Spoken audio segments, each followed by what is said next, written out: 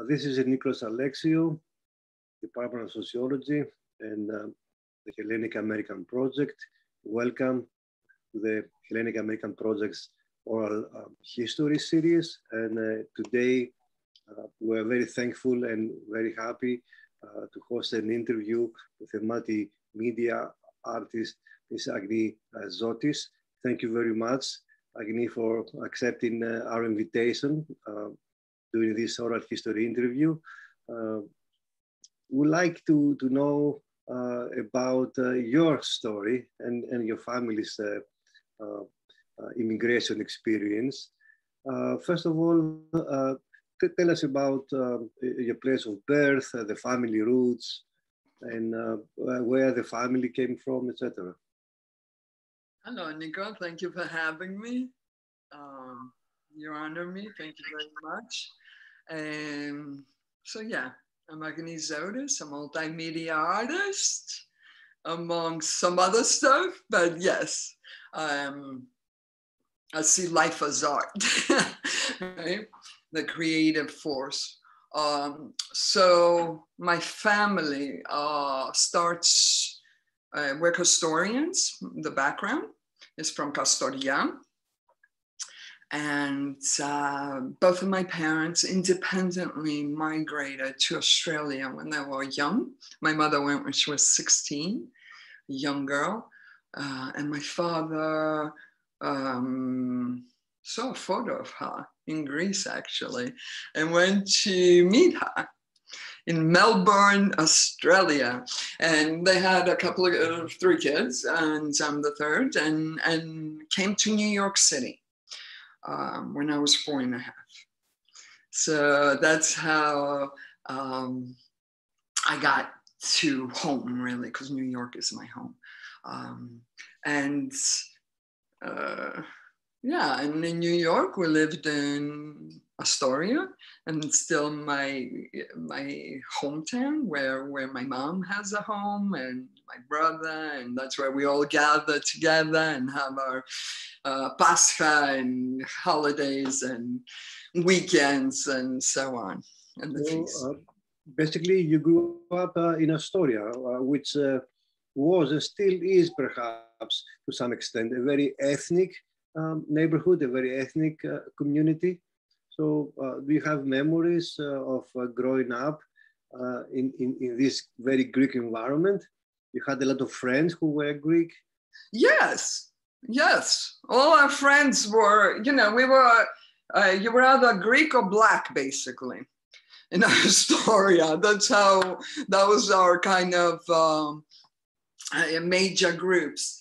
And some other ones in between, and some other ethnicities. I mean, it became a lot different, diverse later on in the 90s, where different communities moved in.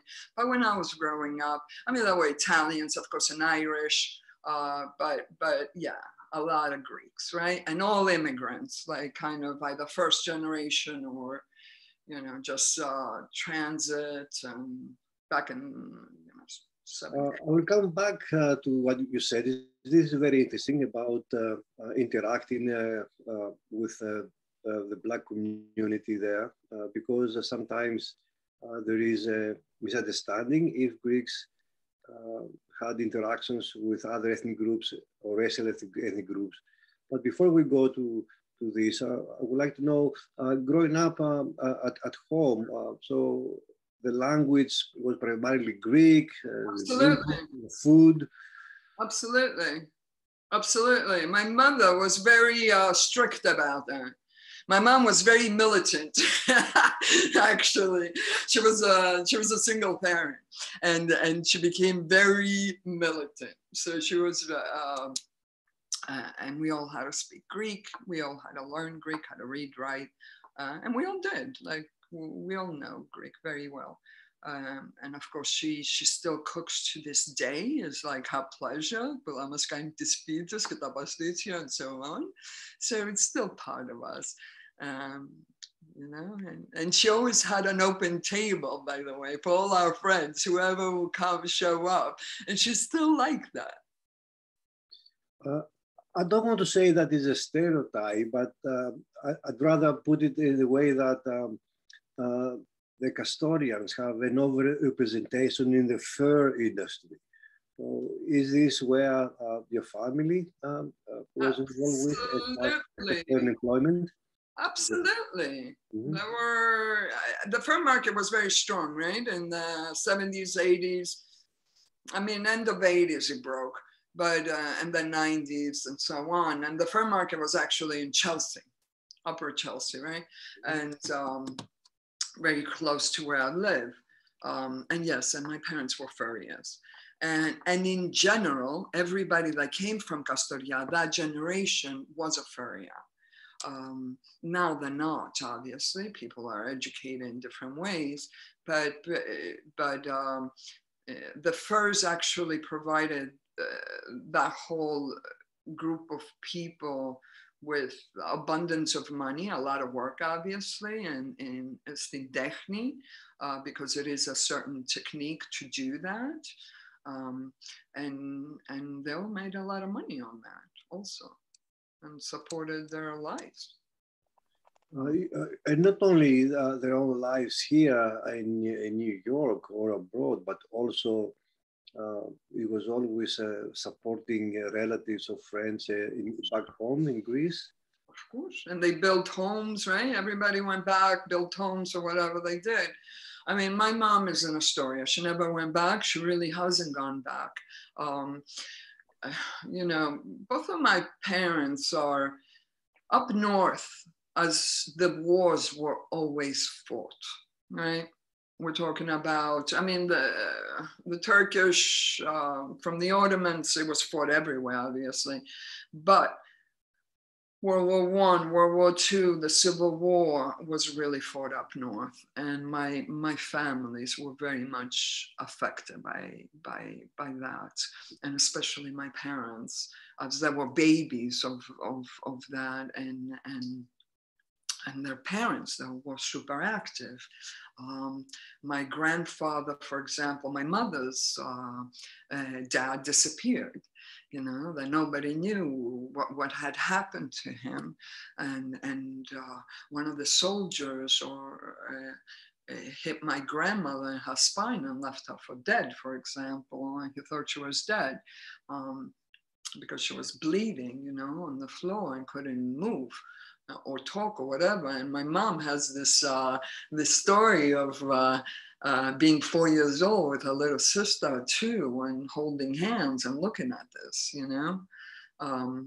And then my dad has the stories of his father and mother living in caves because they're Andartes and they're, you know, gonna get prosecuted and killed, and he has to like be born and live in a cave, and just like pissed about that. So this information of war has really stuck with me, and how horrendous it is, and how it runs into the ideologies of people that are willing to kill each other, really each other, like brother to brother, and, you know, neighbor to neighbor, but still exists. And we saw that here very vividly. I don't find it funny at all, or entertain it, because I've seen it so up close in that space of what it did to these beautiful people. But at the same time, your parents, either they send you or you went all together back to Astoria during the summer vacation from school? Yes, and I also spent a couple of years in elementary school in Greece. And then for a very short time. So I've done also winters and year around there. But yes, I would go to Greece like, you know, 12, 13, 14, 15, and we would go and hang out in the summertime and with the papudas and make friends and so on. So how people in Greece receive you as as a native, as an American, an Australian? I mean, how was, the interactions? Well, I'm always an outsider, Nico.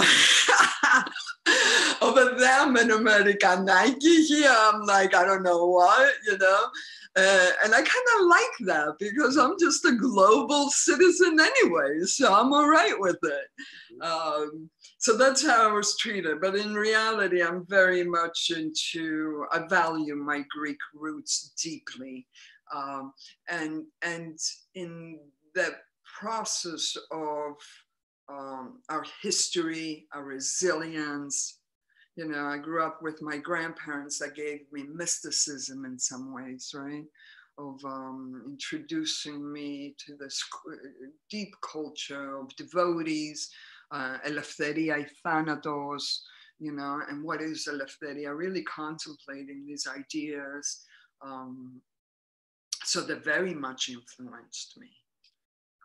What you just said is very interesting because this year coincides with the bicentennial anniversary of the Greek War of Independence, and this concept, eleftheria y thanatos, the importance of freedom, of liberty, is deeply rooted to the Greek psyche. So this is still, so those are some of the values of Greek culture that you think are worth keeping and carry them.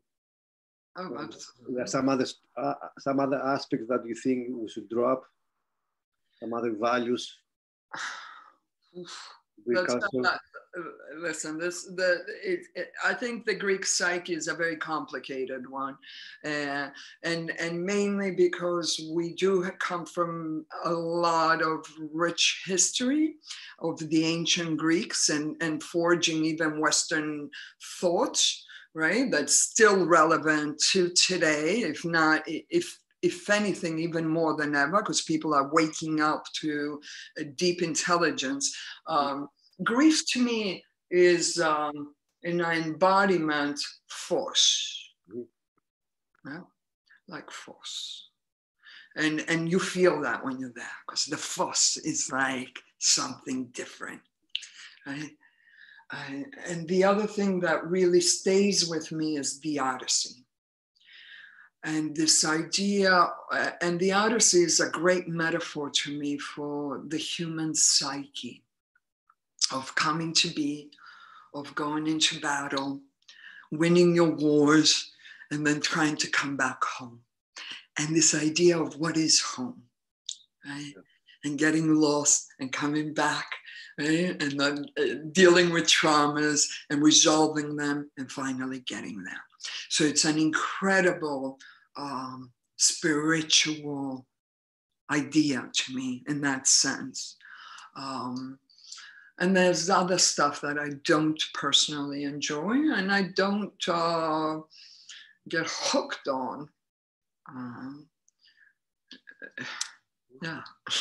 Do you find some compatibility between, the certain American values and certain Greek values? You see, to be a Greek and also an American, you find it compatible or conflicting sometimes?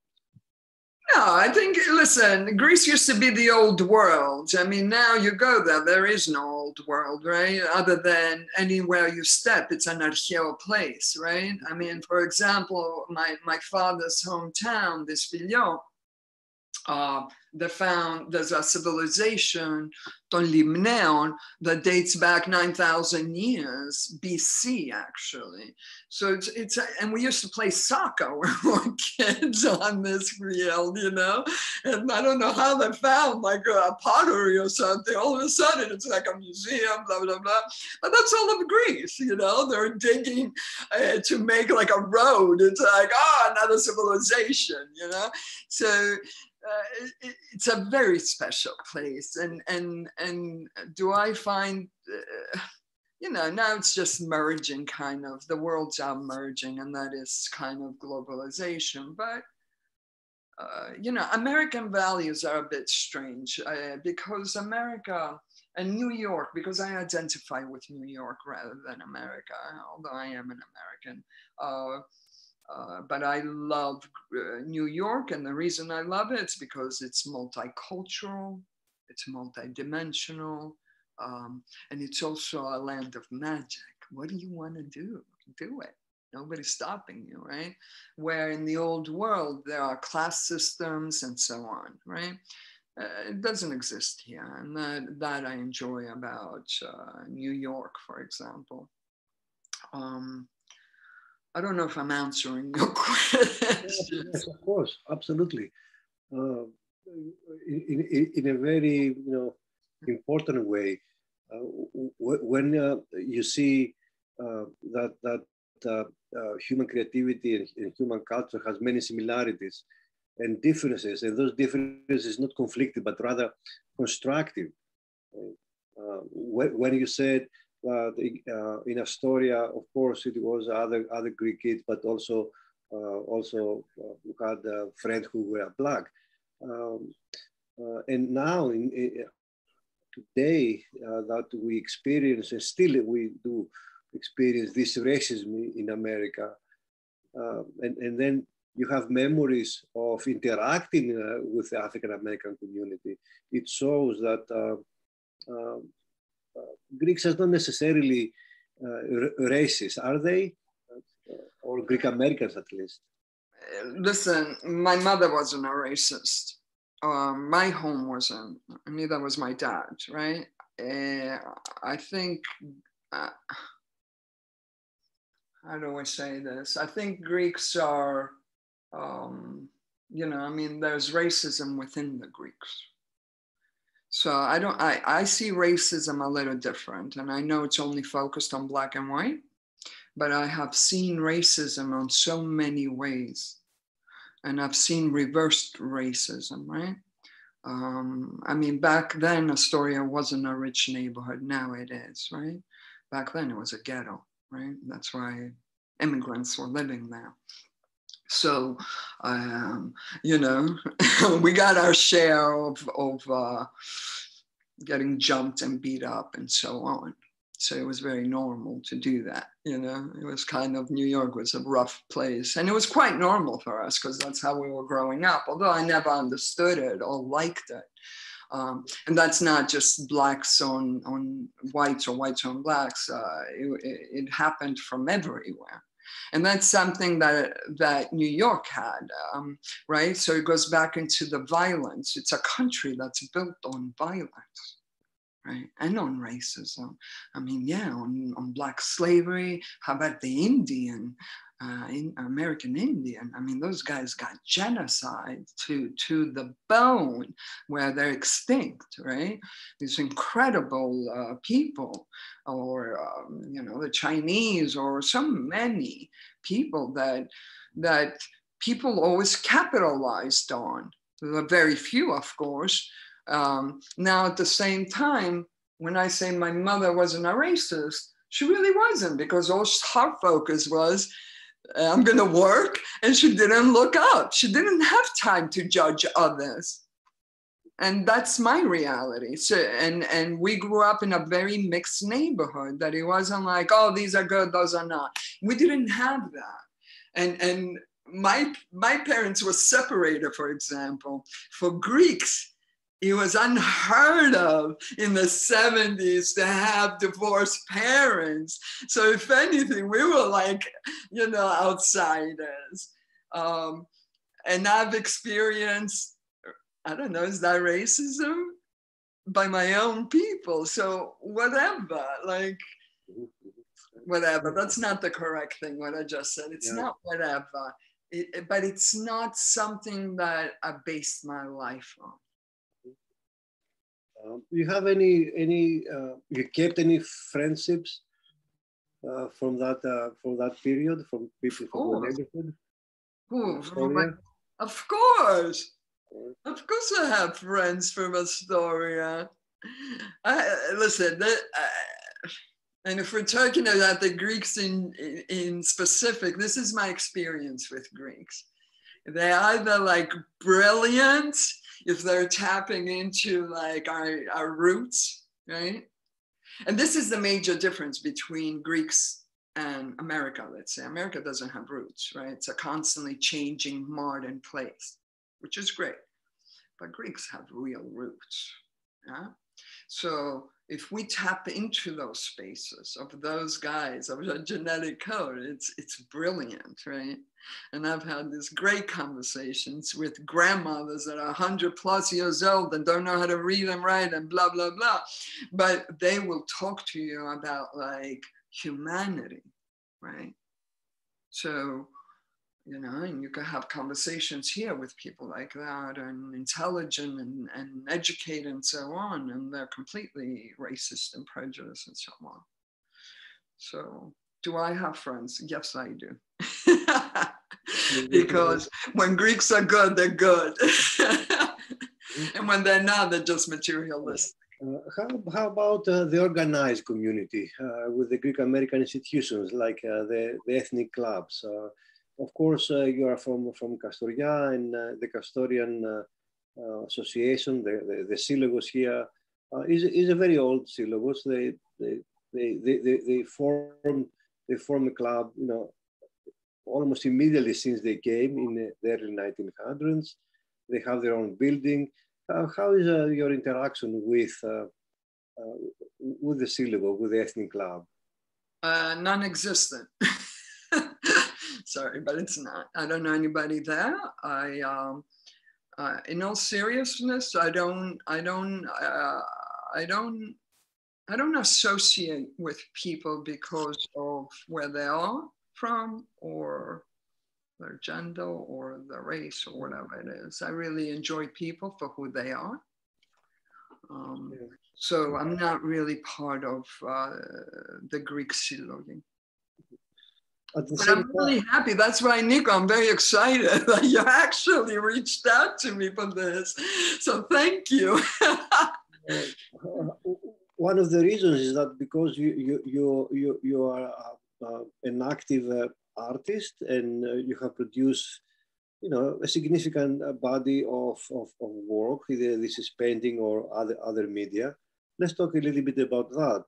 And that's why I thought that the ethnic association, the ethnic clubs in general, not just the Astorians, have an interest in understanding or communicating with artists, you know, with the similar locality. But let's talk about your artistic work. You study here in New York, from what I understand, right? As a student in the arts. Yes, I studied at Hunter College. Hunter College. I got my education at Hunter College. And then I studied with a monk in Astoria, a Serbian monk, but in a Greek church. Agia Markela was my studio for 9 months, close to a year really, where he taught me Byzantine iconography and different techniques of that application. And I use that application to this day, but completely modernize it to make my work, which is pigments and metals, gold, silvers, in that respect. Yeah, and then, so I mean, Greece is very, very important to me from the philosophical, but also from my childhood and these spaces of like caves and spilies, and I'm going to share a photo with you if that's okay. For example, so this is a video piece, right? Because I'm a multimedia, but this is a photo that I just have on my refrigerator for about 15 years. But it's a spilia, right? Mm-hmm. And the town that I come from is the Spilio, so it's a double-sided cave, right? So this cave, for example, the women, old people, and kids will hide on when they were being bombed, right? Or during wars, like they will gather there. And it's a little church, and it's Gio Nicola. right? And up in the mountain, right? Because there's all mountains and this lake, very picturesque town, right? And then there's this hole, right there, right? And this hole, for example, right there, there's like, you have to go through it, right? And it's about 7 feet, let's say, like a slide, you know, like a glistra type of thing. And if you went through it and didn't get stuck, then you didn't have a martyr, sins. But if you had sins, right?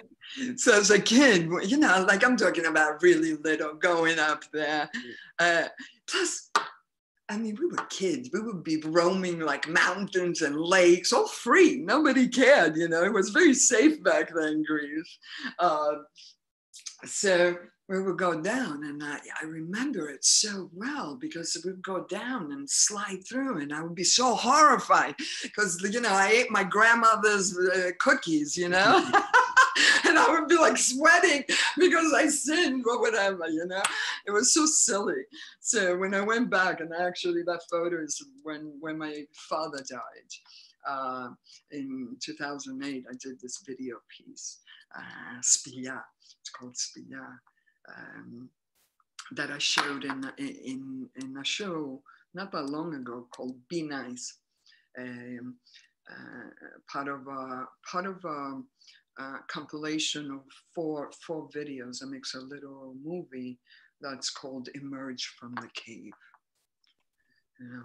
So it's very much a big influence on me, our history, our resilience, and how that really is a part of me. And it really keeps me like, you know, our ancestors are no joke.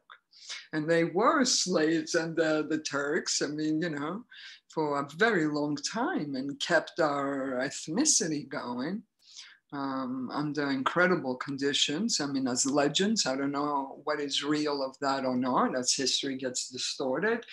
But, you know, φεγγαράκι μου λαμπρό, φέγγε μου να περπατώ, να πηγαίνω στο σχολείο, να μαθαίνω γράμματα, γράμματα σπουδάματα του Θεού τα πράγματα.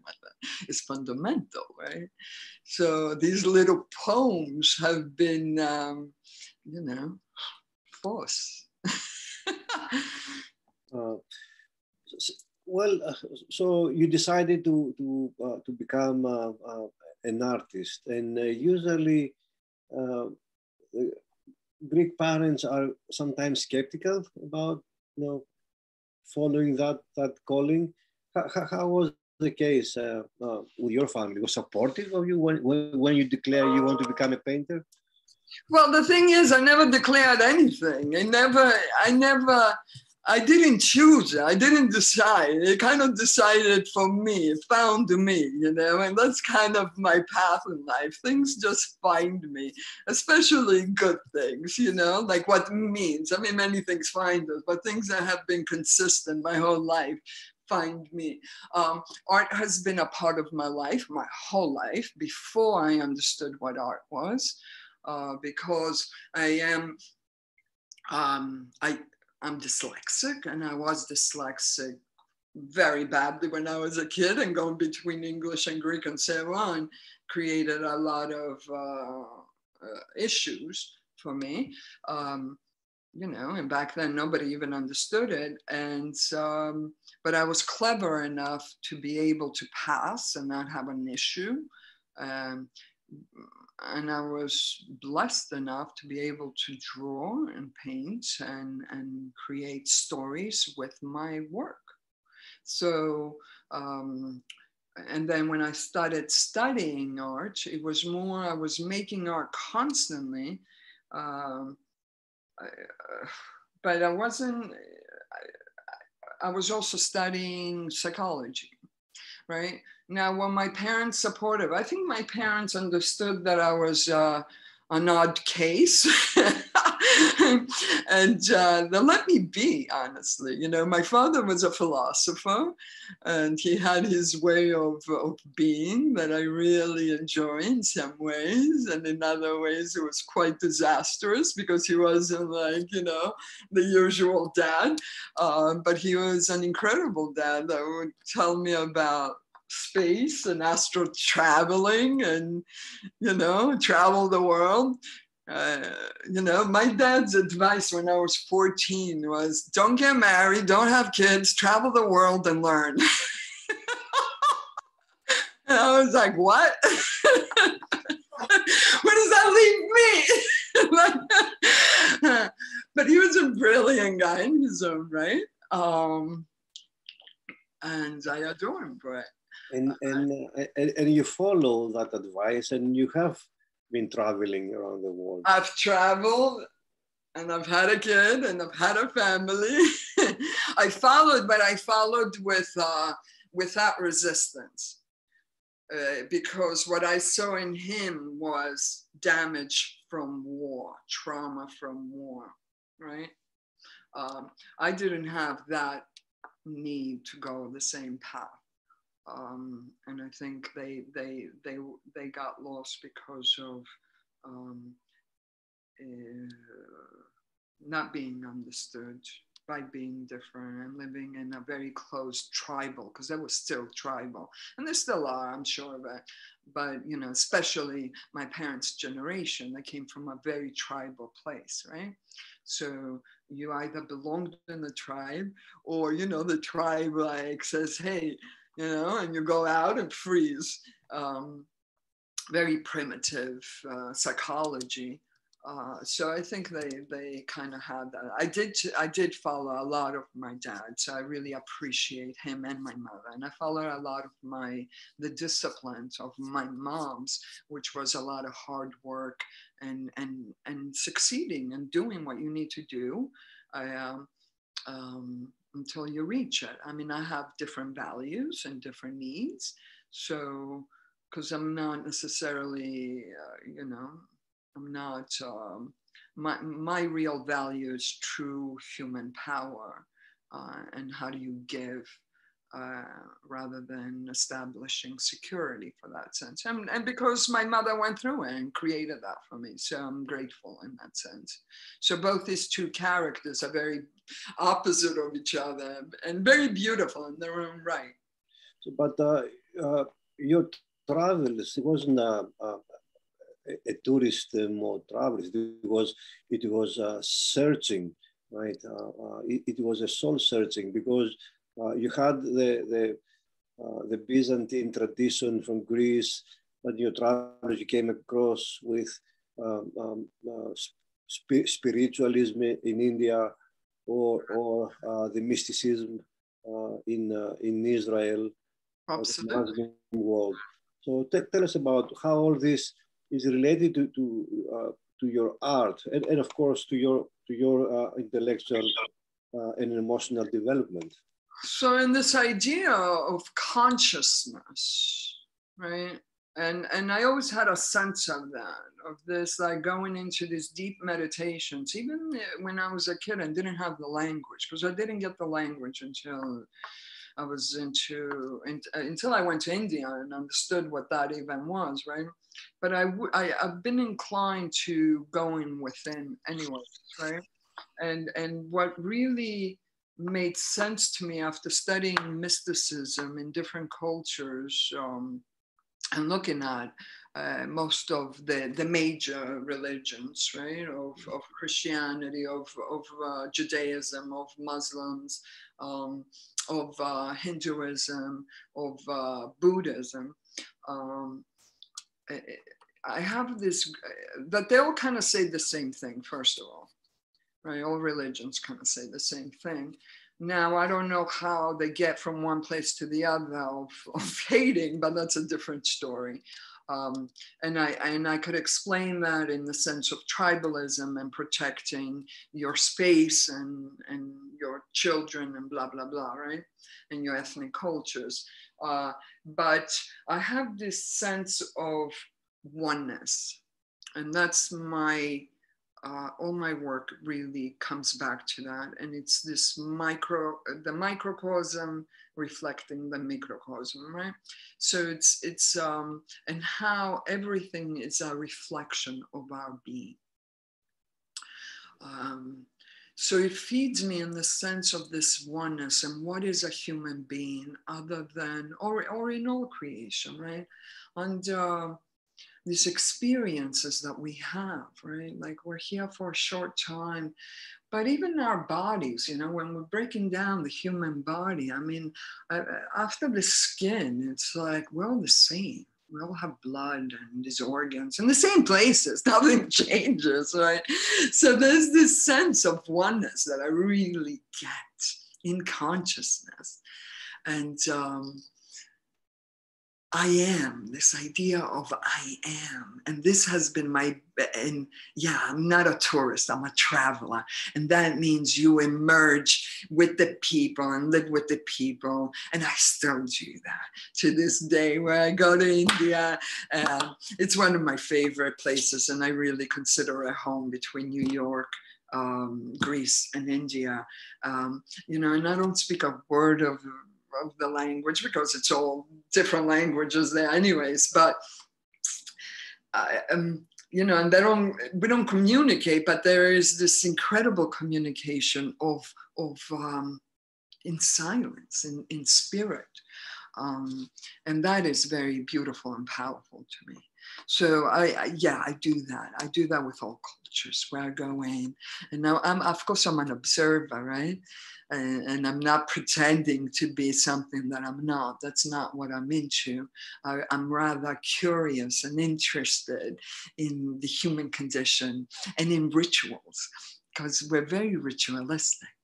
So I'm very intrigued by human rituals and how we all like have our ways of devoting or loving or expressing that.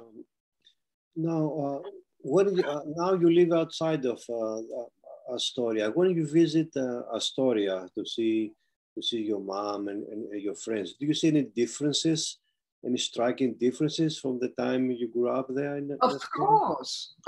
Well, now Astoria is completely built, right? Every time, like for example, I've taken the train during COVID twice, honestly, and mainly because I mean, although my mom's super well and she's not like crazy hanging out at home only, which is fine for people, and I respect that. Something that I love about my mom, actually, that I should say is, you know, when COVID hit and I was like, Mom, you gotta stay home, you know? And she was like, Agni, I'm gonna die if I stay home alone. Like, I need to walk around because none of her friends would be out and about, of course. She's like, I need to walk out and get air. And I really love that about her, you know, her courage. And so striking differences, back to that. So when I'm on the train, for example, and I'm in Long Island City passing through, when I was a kid going to LIC high school, that was right on the Queensbridge, right? It was like just prostitutes and drug addicts, right? And nothing. Just like dinge, and nobody went to school, and everybody was like just hanging out and doing whatever, but definitely not learning, you know, anything. And nobody cared. I mean, the school system was completely corrupt. So now it's a whole city there, for example. And then Astoria is so trendy and beautiful. And the thing about Astoria is that it was always, to us, like with Astoria Park and growing up by the river, it was always beautiful. It was always, and it was safe. I mean, okay, people got jumped and all that, but that was everywhere. You know, that was New York. It was so normal for us, you know, nobody cared. But it was a place that I always liked. And now it's just like super bougie, like it's in the city. There's not much difference.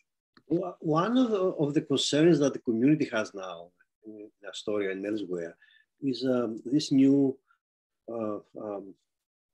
view of the Greek government and policies that they try to apply and they involve Greek Americans in voting, you know, from distance. Do you think that this is a good idea, the Greek American vote in Greek politics?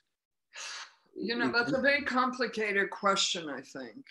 And I like to just say yes or no, but I find it complicated, you know, because, so I would say it depends. Should people have a voice when they leave a place? I don't know. I mean, I live here. So should I be voting for Greece? I don't know. If I know enough about the situation, perhaps. And if I live part of my life there, yes, we should, right? And one of the issues in that debate is that if a person lives abroad, do they have the right to affect the result of the elections for the people who actually live there, right? Because right. So Nico, I'm going to be super honest here. In all seriousness, I don't even, I think it's great to vote. And I love the Greeks for even introducing us to the idea of democracy. But I am a bit conflicted about giving power to anybody outside myself in that sense. Do I rather have, you know, governments that are not fascist? Absolutely. I would never vote for a fascist. I don't like boots in the face. I'm not into that. But what I am really into is people really being active in their communities. And yeah, sure. I mean, the thing about Greece that I loved, for example, was when they were protesting, you know, to Megalo Ochi, you know, to Megalo Ochi. I mean, and I'm not talking about World War II, right? Yeah, I know what you mean. Yeah, but you know, to Megalo Ochi is very big up north too of World War II, because you know my grandparents were there and they said to Megalo Ochi to the Italians when they went to the Italians. During the major economic crisis of the previous decade, there was a decision. Yes. I happened to be having a show in Mykonos actually. When I landed that morning, they closed the banks. And and I couldn't get money out of my bank, you know, and it was a disaster. But at the same time, Mykonos was empty, and I really enjoyed that. Listen, did I love that people got together and they were out there asking for their rights and this and that? Absolutely, I love that. Okay, and then they voted this guy in, and what happened? I mean, disaster again. So I have my issues with politics that I would say, I don't know how to say it straight up, you know, but it's like, I don't, you know, the political interest behind it, and the economical interest behind it that drive it are not my type. They're not my cup of tea, because they're usually corrupt, and it's not for the people. So I would like to see people organizing in their communities, in their families, for example. First of all, it starts with the self, then with the family, then with your neighborhood, then with your community, right? Then with your cities, then it spreads. So I have this idea of, this is, to me, is real empowerment. This is democracy at its best, you know? So when I'm looking at all these governments, and especially of late, that are on the rise, including Europe, that are completely fascist, it's a bit scary. At the same time, I understand the instability that's happening with the refugees. with these great refugees, right? And that's the old world there. It's not here it's a melting pot, right? Here to be a racist is like the stupidest idea and not assimilate. But in the old world, I get it. I get the Greeks. I mean, they fought like 500 years, 450 years to be Greeks, right? Or all the countries, right? So I kind of get that aspect of it. But the political backings are not for the people. That's my view of it, really. And I'm a little tired of this idea. Well, you know, it's not as evil as the other one. You know, so we have to choose like the less of the evils. It's like, why? You know, how come in these great countries of us we can't have like amazing minds coming through? Like, that's my question. Give me somebody that I could vote for, man. Let's go back to your creative part of you. You usually paint in New York or also in Greece or other areas. Is the physical place where you create your work important? Is affecting you?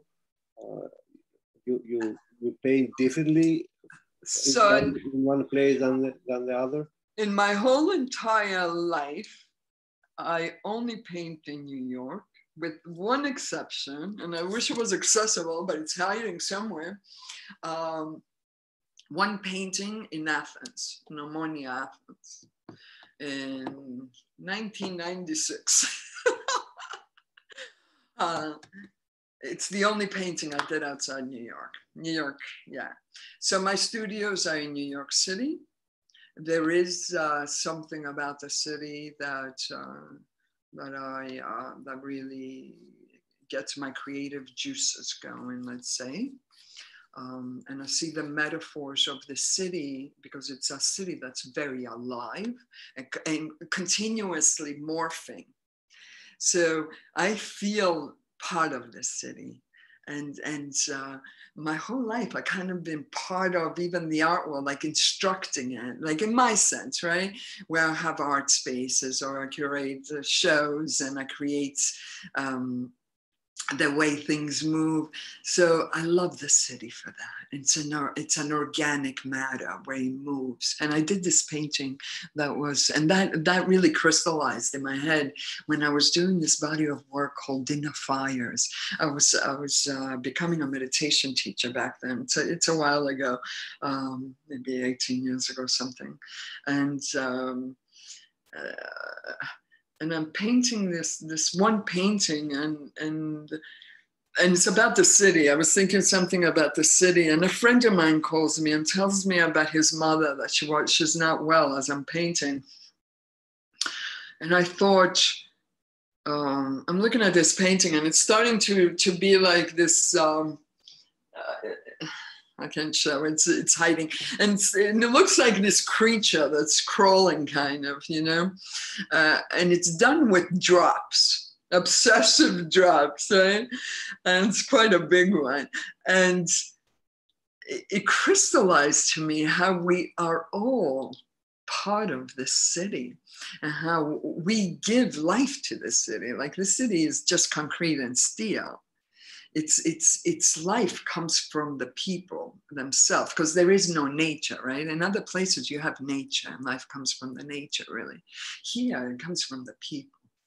And that was so interesting to me, and what my dynamic relationship with this constantly evolving, transforming city is. So therefore it does draw me, and it definitely allows me to express on deep levels.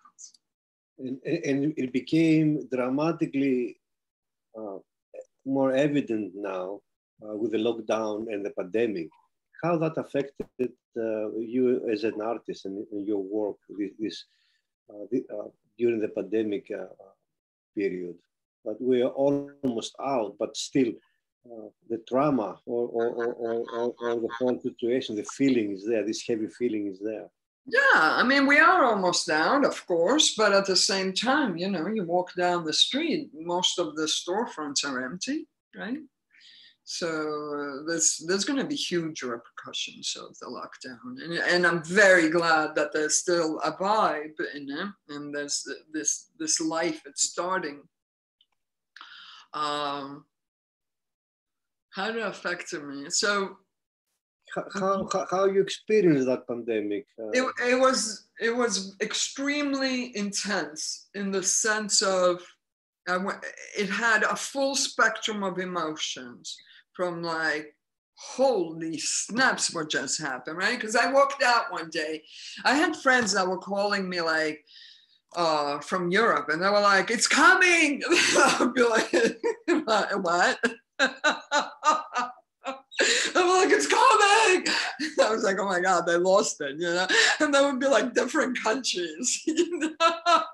It started like Italy, and then like, you know, and Greece, and then Spain. I was like, what are these people talking about?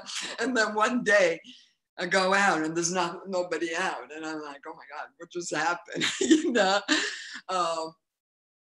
It affected me by completely making me stuck, completely allowing me to go into silence, because I happened, like our family was all spread out. We just weren't all, so I was alone here, right? So I had to really look at myself, which I found challenging and beautiful in many ways once you move through it. And I started working on this body of work called Silver Linings. So trying to look for the light, actually. And I did a body of work. I did a meditation course called Know Thyself in Love and Fear. And it was all about transforming all the fears into love, like remembering, right? Going back into the root and remembering who I am, what is my purpose, really solidifying in that. And of course, then you go out and you're like, oh my God, there's not a soul here. And the souls that are wandering are starving. And, you know, there's naked people on the streets, and this really sad state of homelessness and so on, that this great city of us is a great shame that it has, right? And, you know, no public bathrooms for people to go. So you see this happening all the time. I mean, you know, at the same time, this elections going on, and there's like this great division, and everybody's channeling their hate and fear into hate and into each other, right? So I'm seeing that very carefully and being like, wow, looking at the human condition, right? Because what COVID really did, I think, is drop the veil, right? So truths really came, personal truths, community truths, global truths, right? So instead of, and I caught myself a number of times, going down a certain path, of course, and being like, hey, this is not going to benefit you or anybody around you, right? And always doing that practice of pulling back, going back into silence, really noticing the self. So that was really my process during COVID. And of course, June 1st, you know, the riots start. And the riots, because Chelsea got really hit, and so did Soho, that I found so sad. Because after like surviving COVID almost, it was something insane. But at the same time, we do have a revolution happening, a social revolution. And it's about time. So, yeah. And also, you project a very, you know, powerful message that we see in the screen, the Be Nice message. Please let us know more about this. Be Nice started with just a conversation with my son. And when we were talking about, this is a while ago, a number of years ago, within the decade, but let's say like 8 years ago.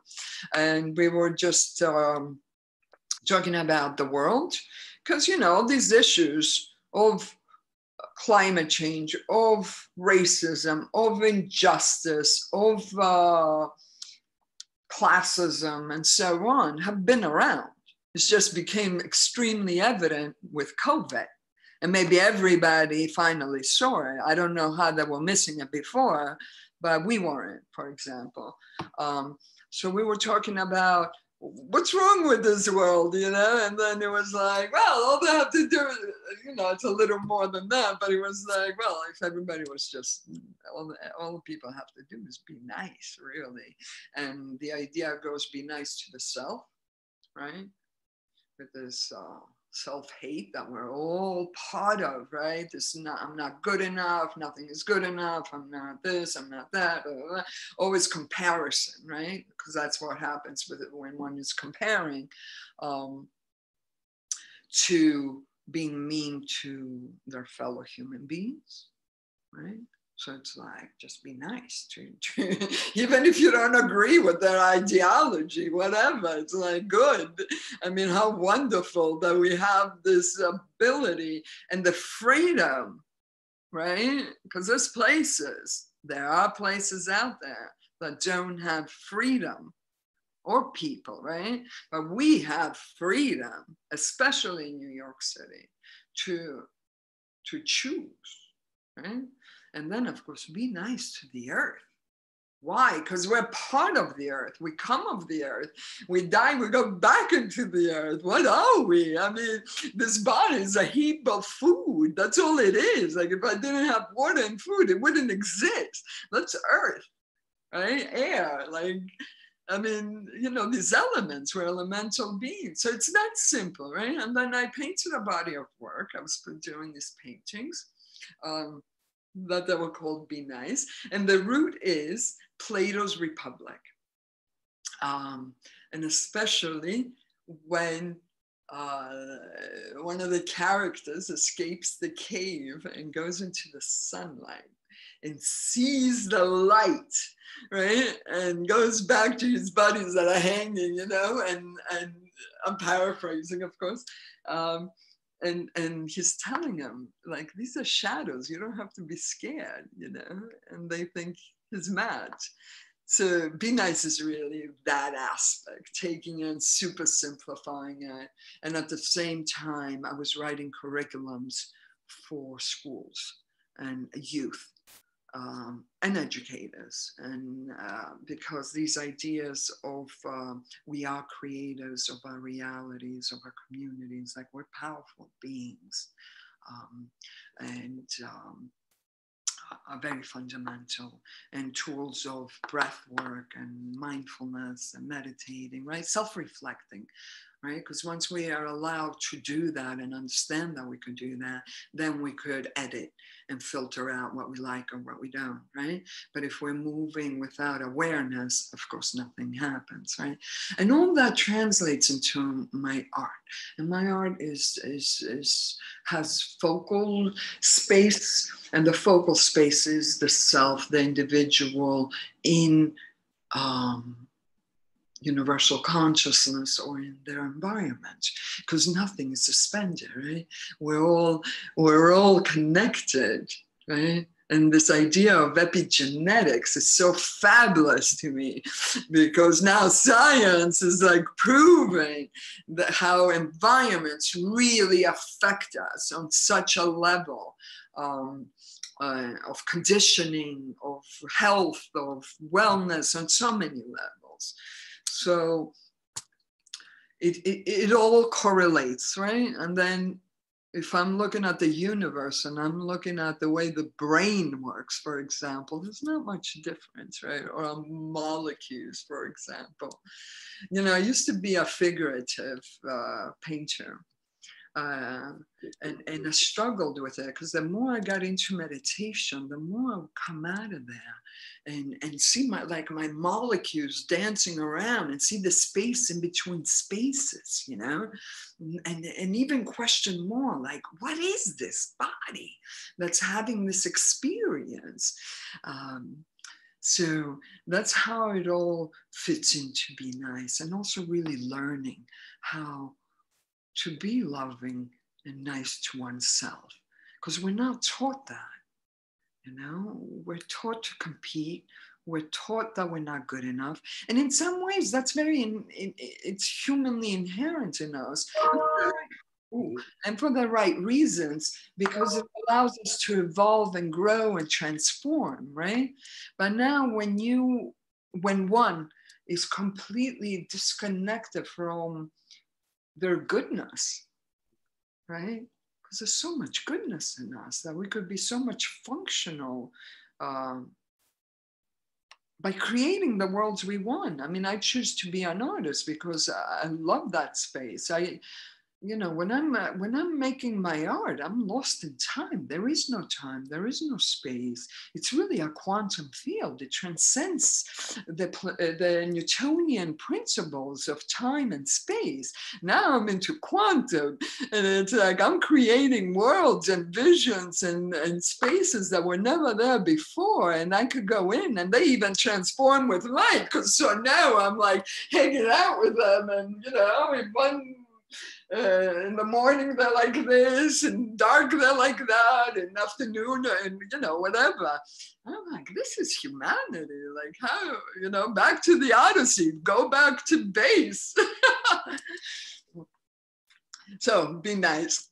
And I came back to this idea during COVID, that be nice, because there was so much hate and so much fear, and there is a manifesto for it. And honestly, the t-shirts that we make for Be Nice, me and my son actually created them,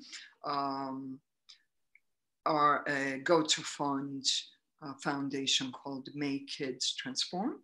May is meditation or yoga, that we are in New York City schools and global, really. But I personally spend time teaching kids meditation in New York City, high school kids. And in India, I bring art to many, many kids. What a fantastic project, especially at the time where violence among the youth or suicide rates are in such an increase, unfortunately. So I think it's a very, very important contribution towards the direction to eliminate problems like that. Yeah, and that's why it was created, because two of my son's friends and that were in this house, that they would come and visit and hang out, and I knew quite well, attempted suicide. And that's why I got involved. It was kind of calling. Another good thing that found me, I did not set out. I never even dreamed that I would be doing that, you know, it just found me. I'm like, all the good things find me, I gotta be honest, so I'm all right. Mm-hmm. So this series of interviews with the Hellenic American Project here at the Queen's College, we're focusing on many aspects regarding the Greek American community. And I'm sure that a part of your growing up was this emphasis, sometimes pressure to some people, to keep your ethnic identity, to keep Greek culture into your domain, into your heart, into your mind, your expressions. And at the same time, now, for the first time, the American-born generation is larger arithmetically than the immigrant generation, the Greek-born generation. So what do you think will be the future of the Greek American community? Because always was a fear of assimilation. Is assimilation something that we should fear? I think those days are done. I think globalization is here to stay. I think if somebody's fearing that, they should go find their village. And I don't even think their village is not assimilated. Yeah, in short. No, listen, we're lucky. We got very deep roots.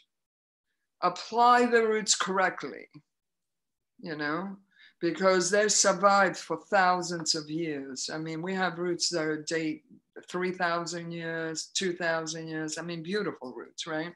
That are the blueprint for this modern civilization.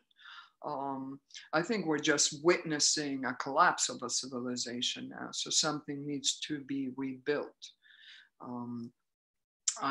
My hope for the Greeks will be to stay in knowledge and use the ancient wisdom, because ancient wisdom only has remained thus far because it's good and you know, and it's real.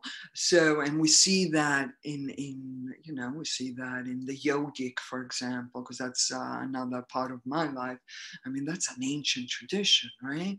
Or and this is ancient knowledge. So I think they're very important, these ancient knowledges that have stayed. And I'm somebody that really doesn't see fear serving people. It has never served me in anything.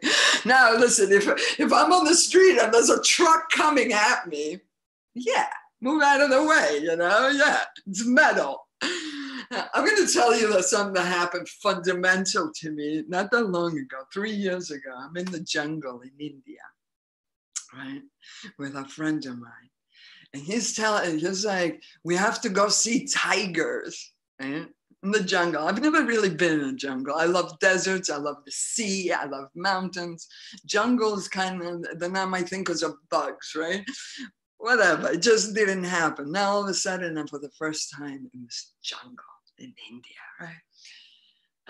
Tigers, this tiger, that tiger, whatever. I'm like, yeah, whatever. And all of a sudden, we see a tiger. But like a couple of feet away, you know? And the tiger's like, and sits here and just like lays down and looks at us. I'm just like, I can't believe what I'm seeing, right? You know? And then like a couple of minutes later, the tiger gets up and goes like that and is looking that way. Meanwhile, knows that we're right there. I'm talking about maybe 10 feet away, like super close. Tiger gets up, walks away. It blew my mind, right? So now I'm just like, what did I just see? You know? Because I've always heard survival of the fittest, the strong of this, the strong of that. It's not true. It kind of blew the whole theory out of the water, you know? Next morning, in the jungle again, right? Hanging out with my buddy, the tiger enthusiast, a leopard, right? And now I'm looking at, because we're there for a few days, right? And I see the jungle, how it moves, right? First the monkeys, then they tell, this is how you find these animals, because the monkeys tell the birds tell, you know, there's this rhythm, the deer and tons of animals that I don't even know their names, right? So you see this movement in the jungle where all these different creatures just start moving, right? And one tells the other of the danger. So nobody's going out to sabotage anybody, right? So you see it, but the tiger is gonna eat, right? When she saw us, it was fed. It could have eaten us in a sack, right? Those paws were this big. I couldn't believe what I was looking at. It was like a giant, you know? So we're seeing the whole rhythm of the jungle moving. So we know there's one of the predators, right? One of these guys out there. And this leopard comes out. This thing starts, it's vibrating, right? Now I have like my phone, my iPhone, but it's like in the jungle, there's like this crazy light. I don't even know what I'm filming. It's just on, but I even have a video of it where I'm like, can you see that? And my friend says, what, that it's vibrating? The thing was like, it wasn't a whole thing. It was like pure energy. This thing passed through us like in 5 feet. It was right next to us and sat around and checked us out, you know? And my friend whispered as soon as it came out, don't be scared. And I wasn't scared. I was in awe, right? Because he was like, don't be scared. Like, if you get scared, it might be an issue, right? But I was like, what am I seeing? It transformed my life in ways that I don't even understand, honestly. But what I did get out of that experience is that our nature is not really violent. People are the only ones that inflict pain on other people for no reason. And it's really because of fear. So fear of assimilation, fear of something that's not the same as you, fear of what? What are you afraid of? You're in a garden. This is a divine play that we're sitting on, man. We're like in the garden with wild flowers. How boring to just have, like, I don't know, one red rose. I mean, they're gorgeous, right? I love them. But I don't want a garden just with that. I love the wilderness. Fantastic. And thank you for sharing this. And to add more to your fantastic allegory, to your fantastic paradigm that you gave in order to bring out the concept of collectivity, collaboration, and service that you very well put, is that this is actually the motto of Queen's College. Oh, wow. Of this public institution. Decimos et serviamos, we learn in order to serve. So you see that this is also the philosophy and the wish of an educational institution, an academic institution, which built for the working class people and the lower classes and the middle classes to give more, to come back, to regress and support what we said before, sustainability about either this is the climate, right? It is the environment, it is the community, it is the city. Very good. I think this is a very strong message to conclude this interview.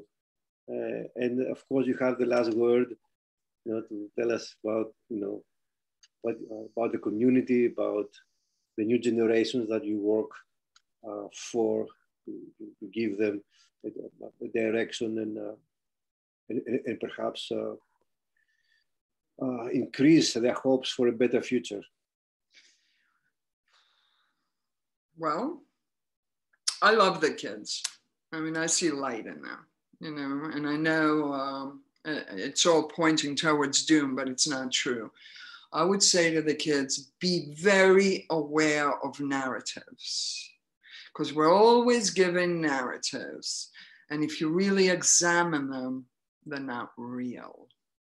And if you find yourself in New York City, you're so beyond lucky to do whatever you want to do. You're a free human being. And the only person that's holding you down is your own mind. And I really believe this. And in service is where there is value. And yeah, you could do whatever you want in your life. I really believe that. And express that in so many ways. And finding our own calling and purpose and path is fundamental, because it gives one value. And nothing can shake that, where your bank account in 1 second collapses, right? But what stays? Please, especially the youth, look at yourself, go within and make yourself so strong, and not in a selfish way. I don't mean that like that, but in a loving way, in a kind way of going within and honoring this gift of life, instead of feeling, everybody's against you, because that's the narrative. And I know this narrative because I've been part of that narrative, but it's not true, because the only thing that holds us is here. And I think the place that broke that spell for me was also in India. And why India is so precious to me, right? And this is 25 years ago or something. when I'm hanging out in my little bikini and this on this garden, gorgeous garden with my with other Westerners and a couple of Indian friends, and so. And I'm looking at these guys, guys, women, and kids, like every day, and they're building this pool for us. They're making the pool bigger, And then one day, I just realized, I don't know, it was like kind of hypnosis, and all of a sudden I'm waking up, and I'm like, these kids are carrying bricks. They're like 2, 3 years old, and they're working nonstop, and the women and these guys. And we're hanging out there smoking and drinking, whatever we're doing, right? And it's like, who are these people? Wait a minute. This is not construction workers from New York City, although even these guys are like slaves. And I asked my Indian friend, I'm like, who are these people? And they're like, oh, they're slaves. And I'm like, what? Huh? Now, those people have no choice. That kid growing up, carrying bricks from the moment he could walk, she could walk, has no, right? So we have to understand our freedom, regardless the narrative. And especially at this point in time and in history, because things are collapsing. The old narratives, paradigms are collapsing. Please, let's rebuild this the way we envision it. Please envision a beautiful world, because it's up to the individual. It's up to me to make my home beautiful, to make my family beautiful, to make my relationships beautiful, to make my community, right? If I want to extend. It's not necessary, but for me, it's very necessary, because that's true value, for example. Please, don't listen to the narratives. That's what I have to say. Be dreamers, beautiful dreamers. Even Einstein said our biggest thing is, butchered that quote, but it's like our greatest gift is imagination. Anything in this universe, this world that has existed, somebody imagined it. All these paintings that I live with, or art pieces, or whatever it is, I imagined it. That's how it comes to be. And this is the manifestation of life. This is life. Mm-hmm. What are we bringing? Not what we're taking. We're not here to take. We're here to bring. Because there we're talking about abundance. There we're talking about bliss and happiness, right? In the taking, it's lack. I don't have enough. I need. Okay. Go with the abundance, kiddos. Make this a beautiful space and create beauty. Thank you very much. I think the whole interview was very interesting, but especially your message, your last message was extremely powerful. And I want to thank you very much. This interview with the multimedia artist and activist, AGNI ZOTIS. Thank you very much. Thank you so much. I wish you the best. Yes.